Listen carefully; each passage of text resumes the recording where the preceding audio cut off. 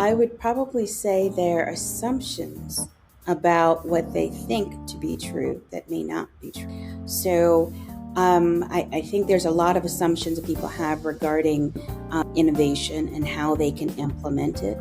And I think there's also a problem within your company because change is hard. And so change management is a big piece of this. And being able to get people to see this vision that you have and bring them along for it, because that resistance is an invisible barrier. And hello, my friends, and welcome on board. My name is Derrick Fennell, and I'm your host on the NexGen Podcast. And you're right on time for takeoff, so take your seats, fasten your seatbelts, and sit back and enjoy the flight on the NexGen Podcast. Welcome on board. And ladies and gentlemen, welcome to NexGen Podcast One, where we explore leadership, insight, and the unseen forces that shape meaningful growth. I'm your host, Derrick Fennell. And before we dive in, I want to ask you to like, subscribe, and share this episode. Here's why that matters. When you like and subscribe, platforms and Spotify, and YouTube, recognize this conversation as a valuable, and they help it reach leaders, founders, and professionals who are actively searching for clarity and direction. And when you share it, you help someone else discover insight at exactly the right time. So today's guest helps individuals and organizations see more clearly, especially in moments of complexity and change. Tracy Robin Williams is the founder of Clarity, a company decided to helping people gain clarity, alignment, and confidence in how they lead, decide, and move forward. Tracy, welcome to NexGen Podcast One. How are you this morning or this afternoon, depending on what part of the world you're in? I'm well. Thank you very much. Thanks for having me on. Well, we're happy to have you on board with us. So, Tracy, we're going to start right at the beginning. Let's go back and start with your journey. What experiences led you to create Clarity? Well, I mentioned this. I tell the story in a book I published called Inimaginate. And the story was that I was hired to come on to Verizon Wireless and to lead the national government marketing program. And I wasn't really excited about that because, well, I saw it as a commodity product. I had been selling some things for the government that were really a lot sexier than that. So I felt like, I'm going to miss something here. And then the boss that I had there really gave me this kind of pep talk and said, what we're doing is really empowering the people who are saving the country. This is what we're doing. And so in order to do that, he says, go figure out what it is they need and make it happen. And so I was able to see that there was an opportunity, that there was a whole market that Verizon wasn't looking at. They weren't serving the public safety market. Now, remember after 9/11, after Katrina, people were still dying because first responders couldn't do their jobs. And so there had been, into that point, a walkie-talkie device that was just about to go out of patent. And so what I was able to do was to say, wait a minute, we're the nation's best network. That's the brand that we have. Why aren't we solving for it? And so I was able to get that, basically the whole company behind this concept to say, we're out there running to the crisis, saving people. And I was able to help them plant the foundation for $1 billion in revenue. Wow. Because of this. It wasn't all my doing, of course, but it was this plan that I built. And so as a team, we were able to, over the next decade, to really make a big difference in the world and also to, the company based on this concept.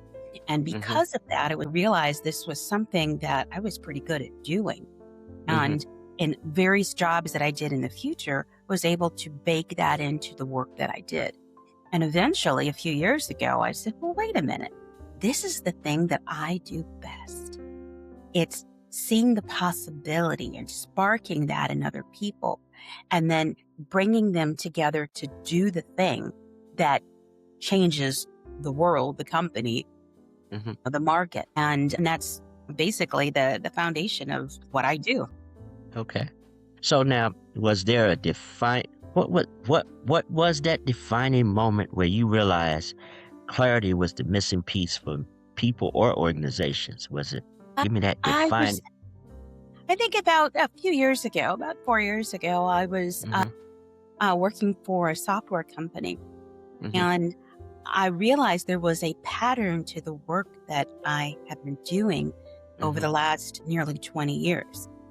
And repeatedly, I keep doing the same thing. I see the possibilities, and I'm able to get other people to see that vision with me and to see how we can bring it to life with very little resources and using what's existing within a company and to make that a point of innovation and growth for the company and the organization.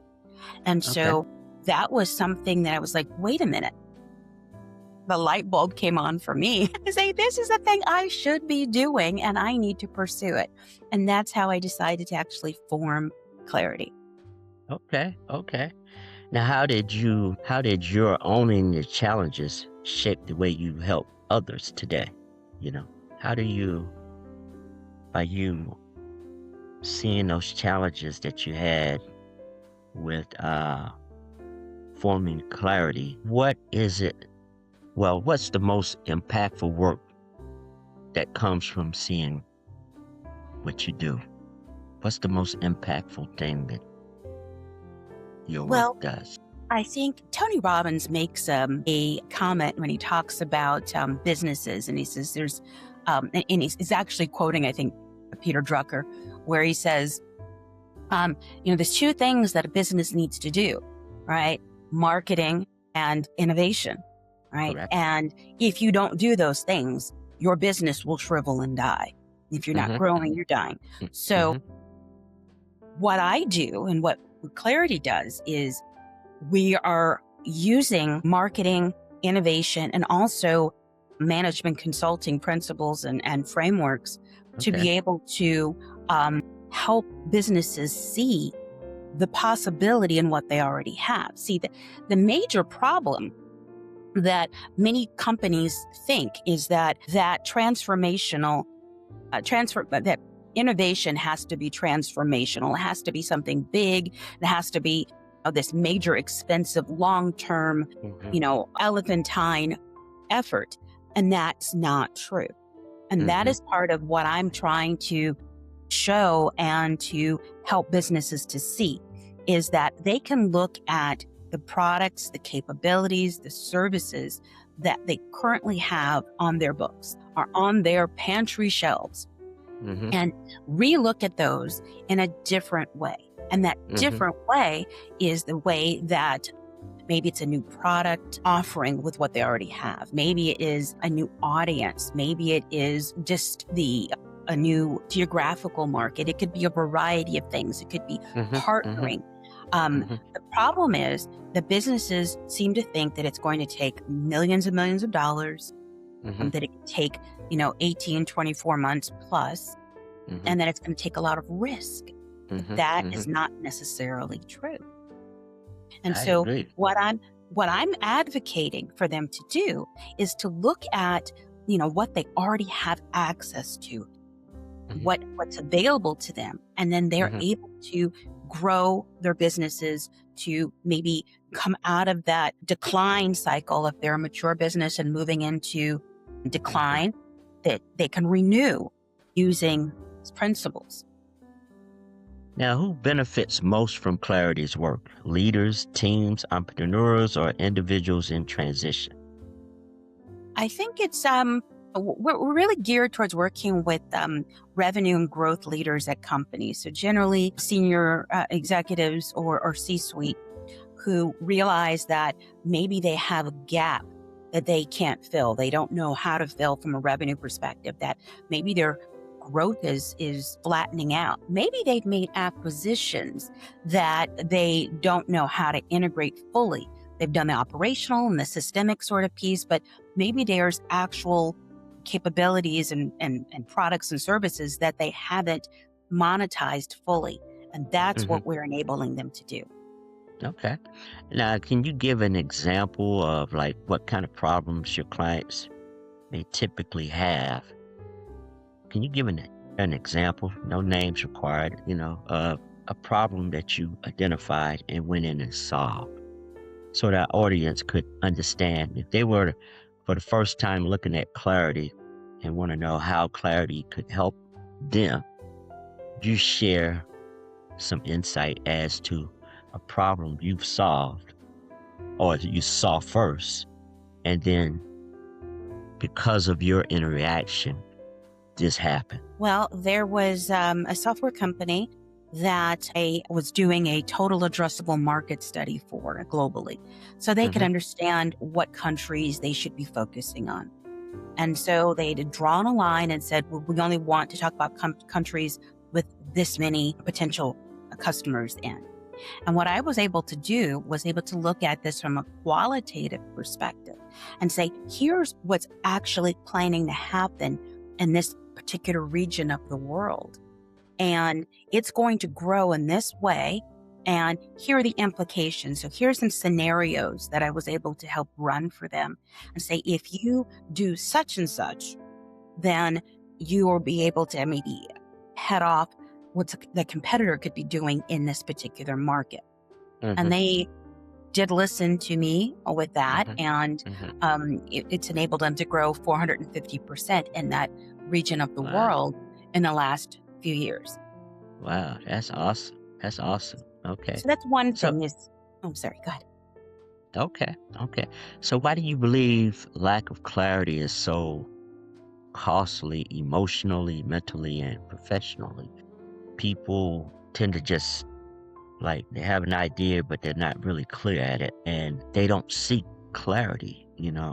They think they have clarity, but they don't really have clarity. Why do you believe they're so emotionally, mentally, and professionally like not aware? There were some commercials, I think, in the last couple of years that you could probably get a better vision of this, where people had a kitty litter box, and Mm-hmm. because they lived in that environment all the time, Mm-hmm. they'd become nose blind to it. Okay. Right? Okay. And Yeah. people get the same thing within their organization. They walk past things and they don't realize that there's an opportunity there, that there is Yeah. a necessarily, something that they've taken for granted. They become Mm-hmm. blind to that. Yeah. And so sometimes the external perspective is exactly what they need.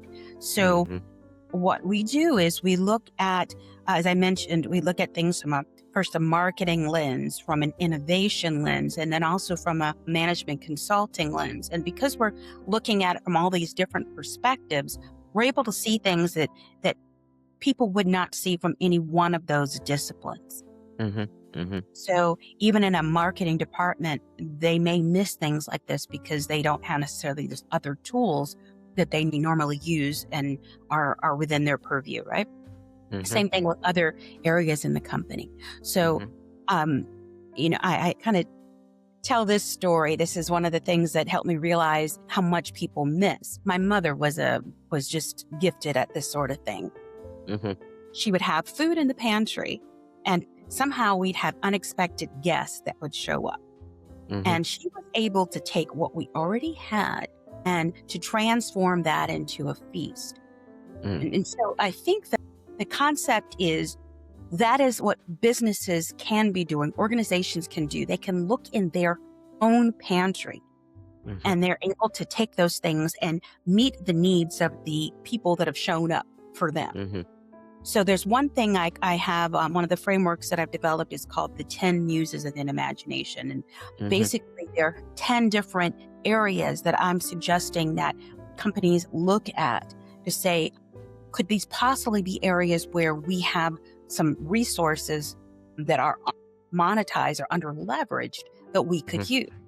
And there's Mm-hmm. obvious ones like the products that we're selling, but what about things like proposals that we've made before that we've maybe not sold, or we sold once? Have we can we commercialize those things, right? Mm-hmm. What about things that are pet projects that maybe someone's tinkering with throughout the company, right?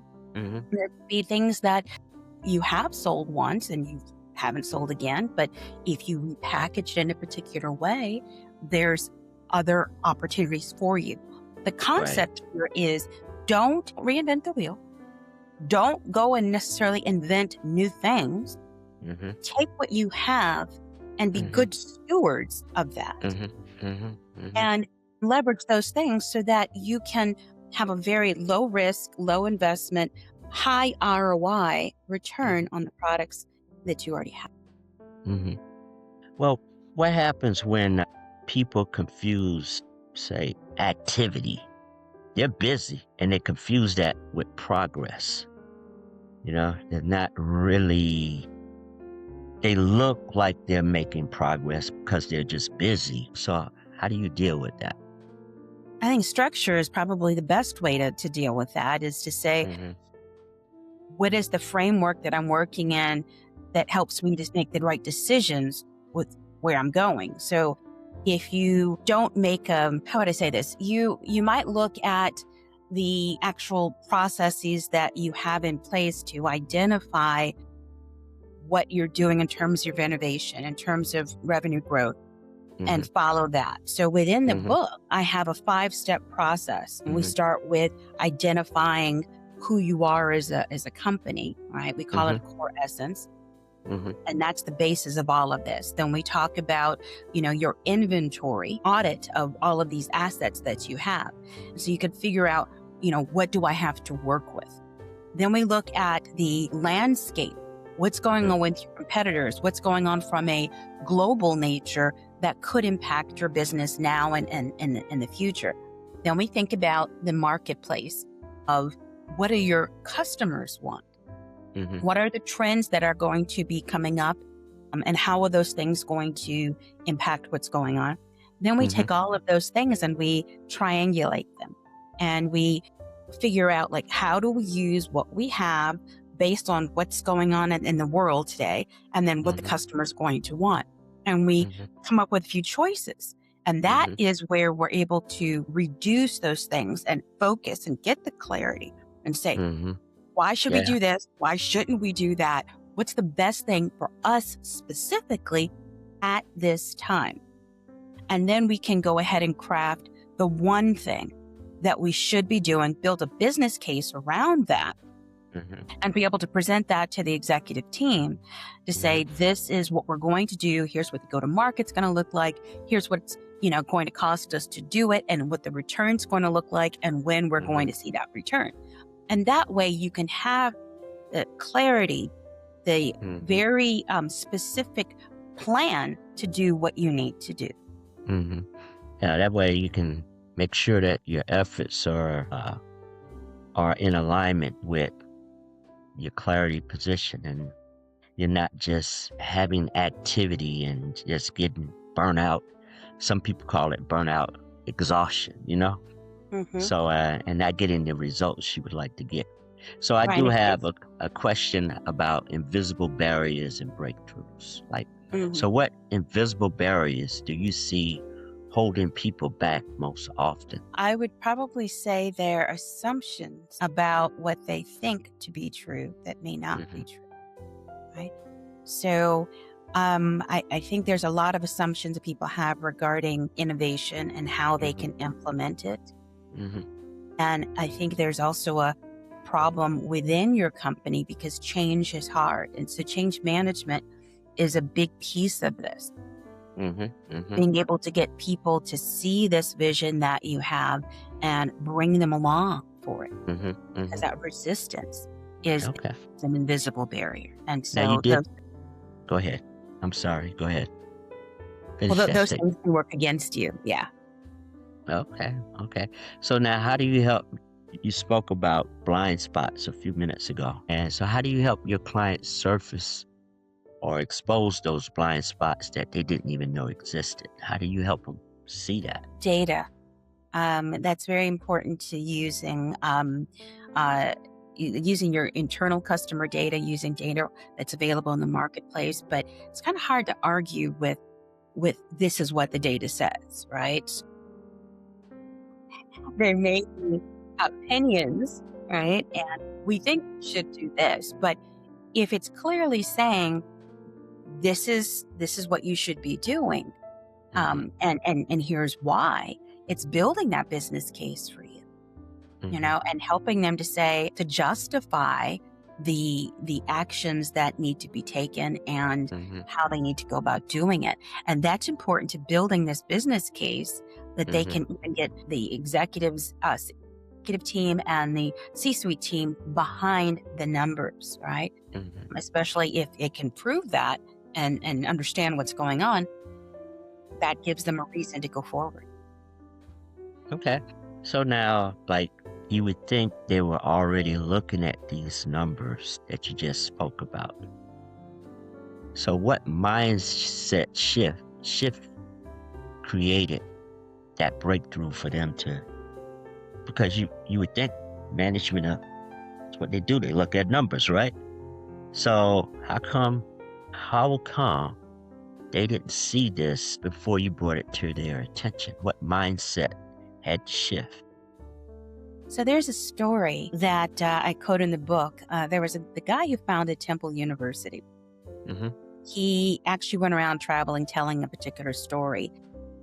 Basically, it's called Acres of Diamonds.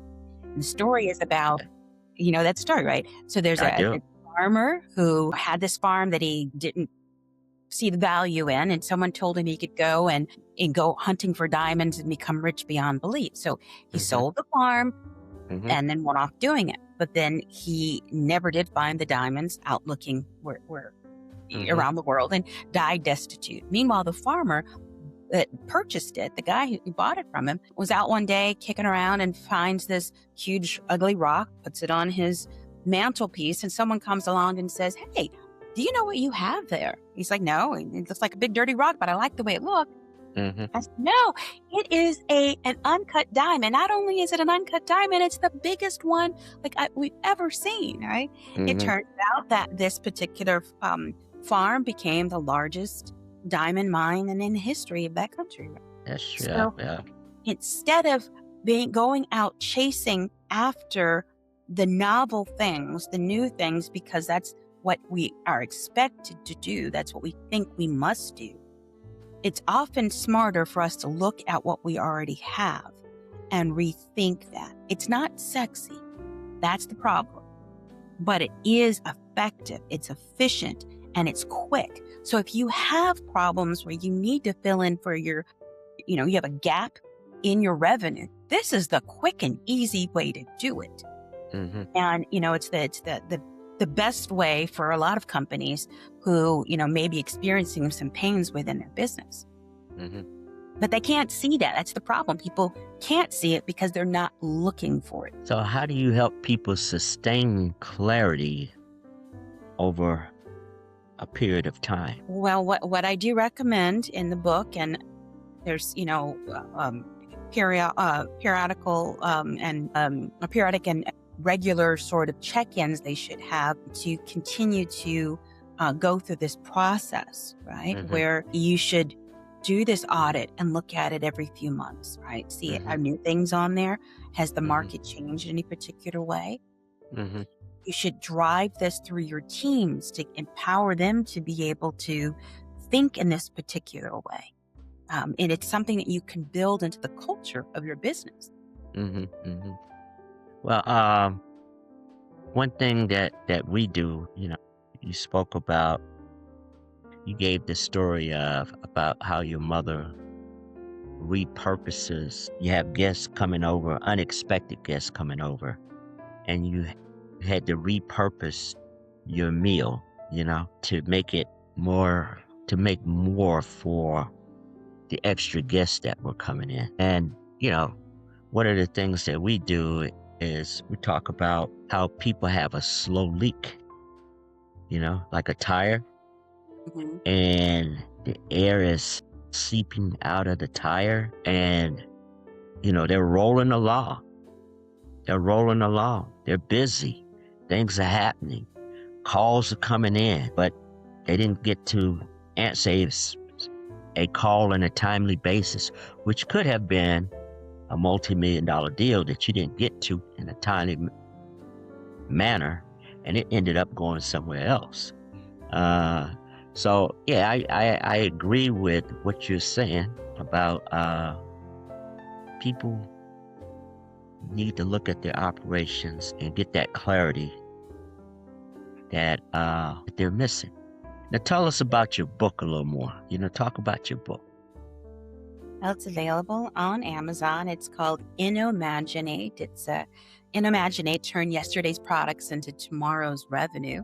And that word is a portmanteau of innovation and reimagination. So it's the concept of saying you can reimagine things and still be innovative in doing it. And so it's available today in a digital form, and we'll be coming out with it in print form in the next couple of months. That's awesome. Okay. Now, one thing we emphasize at Creative Minds is that most people aren't stuck because they lack tools. They're stuck because they lack clarity. And Tracy, how does that resonate with the work you do at Clarity? Tools versus... Excuse me. Yeah. People feel stuck, so they go out and they buy another tool, So talk about how that resonates with the work you do at Clarity. So people feel they want to, I need that. I see online this AI tool that can help me with this particular problem, but that tool may not necessarily be the right answer for that problem. How does that resonate with the work you do at Clarity? I think that there's some basic things that AI can never tell you about your business. And that's where it's starting with that core essence, which is a combination of a lot of different factors that really is the unique thumbprint of what your organization is. And then it's also your capabilities and your products, your assets, right? You can use AI to do some of the research and some of the things that need to be done in this process, but it's not going to change the thought process, the creativity process, the strategy of this. That has to be done by the human element.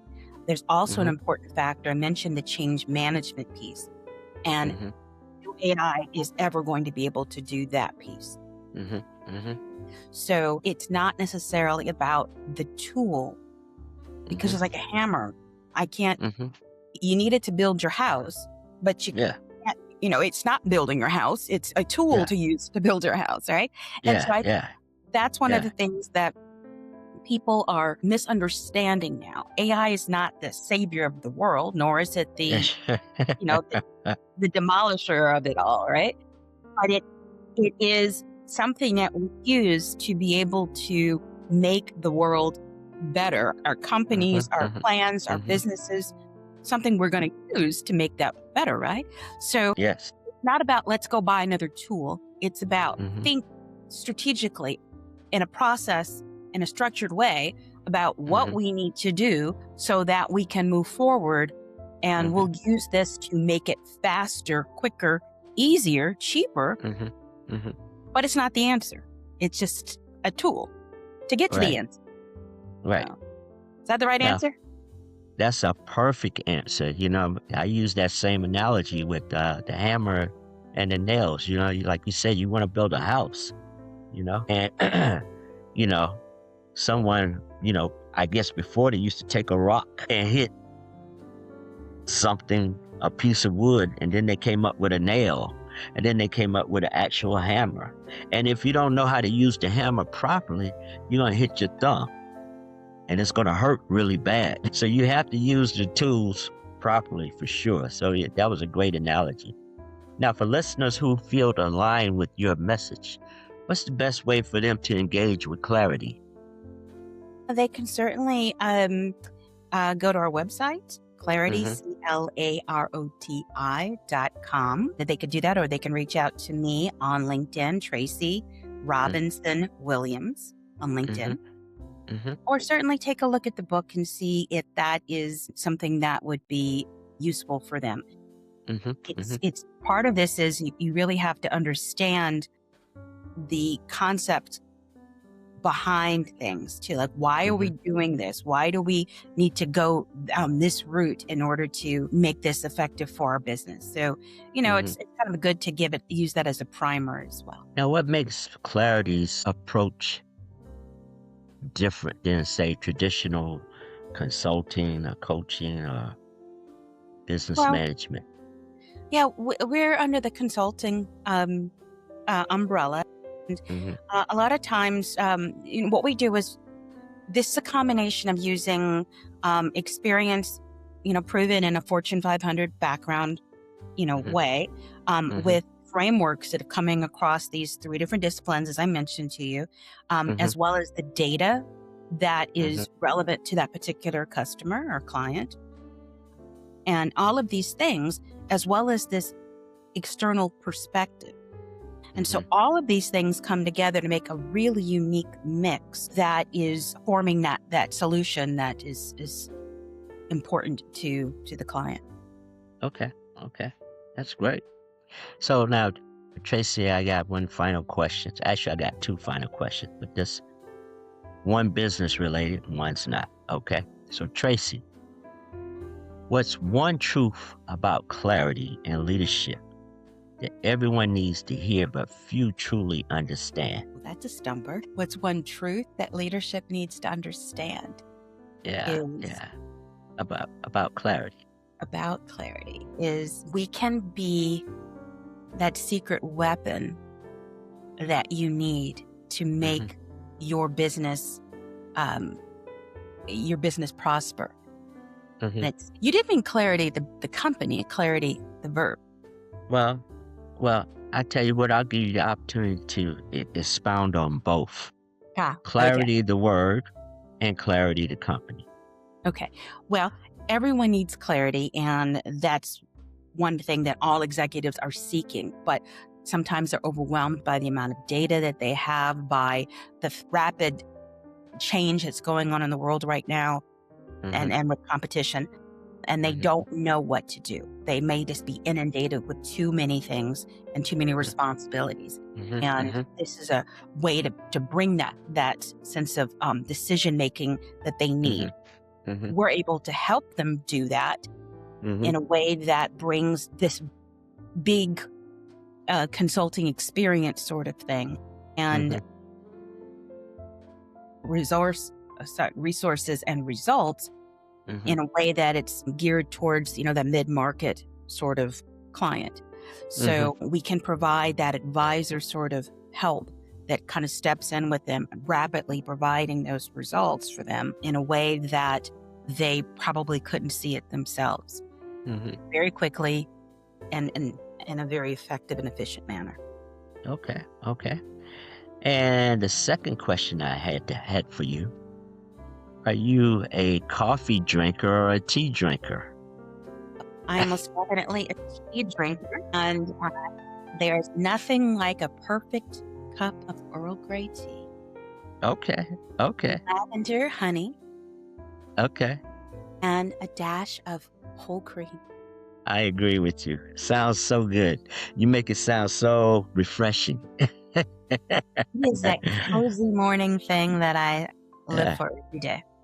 Yeah. Okay. All right. Well, that's great. So, Tracy, I just want to say thank you for sharing your insight and for the work you do and helping people see more clearly and lead more intentionally. And to everyone listening, if this conversation resonated with you, please give it a like, subscribe, and share this episode. Those simple actions help conversations about clarity and growth reach people who need them most.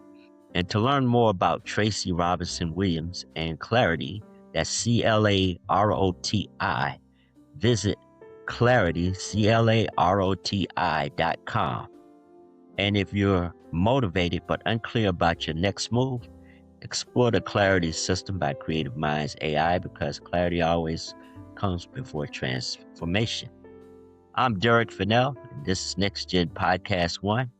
And until the next time, protect your clarity, trust your insight, and move forward with intention. Thank you, Tracy, for joining us. To our viewers, thank you. May you have clarity in your world today. Thank you. Thanks.